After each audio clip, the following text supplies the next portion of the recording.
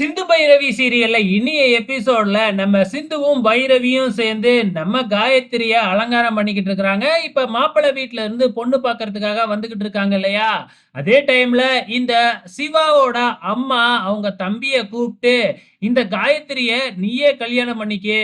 நீயே கல்யாணம் பண்ணிக்கிட்டா தானே இந்த சொத்த நாம அனுபவிக்க முடியும். வேற ஒருத்தன் வந்து கல்யாணம் பண்ணிக்கிட்டா இந்த சொத்தெல்லாம் அவனுக்கு தானே போகும் அப்படின்னு சொல்லிக்கிட்டு இருக்கிறாங்க. எனக்கும் ஓகே தான். ஆனா அந்த காயத்ரிக்கு தான் என்னைய புடிக்கவே புடிக்காதே! அது மட்டும் இல்ல, அந்த ஆறுமுகம் கண்டிப்பா எனக்கு அவன் தங்கச்சிய கட்டிக் குடுக்க மாட்டான். அப்படின்னு சொல்லிக்கிட்டு இருக்கிறாங்க. அதெல்லாம் நம்ம தான்டா ஏற்பாடு பண்ணணும். நான் பார்த்துக்கிறேன். அப்படின்னு இந்த சிவாவோட அம்மா ஏதோ ஒரு சதி திட்டத்த தீட்ட ஆரம்பிக்கிறாங்க.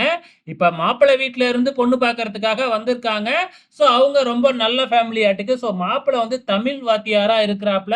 அவருக்கு வந்து ரூ. 20,000 சேலரியாட்டுக்கு. இப்ப வந்து பாத்தீங்கன்னா, எங்க பொண்ணு ரொம்பவுமே மகாராணி மாதிரி வாழ்ந்தவ.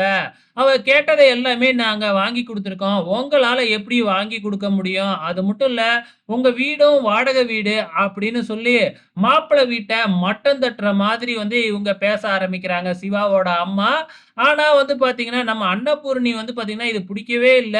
அதனால என்ன, எல்லாமே நம்ம பண்ணி குடுப்போம் அப்படின்னு சொல்லிக்கிட்டு இருக்கிறாங்க. ஆனா, இந்த சிவாவோட அம்மா இருந்துகிட்டு எதையாச்சும் சொல்லி அவங்கள வெறுப்பேத்தி, இந்த சம்மந்தம் வேணாம் அப்படின்னு அவங்க வாயாலேயே சொல்ல வைக்கணும் அப்படின்னு ட்ரை பண்ணிக்கிட்டு இருக்கிறாங்க.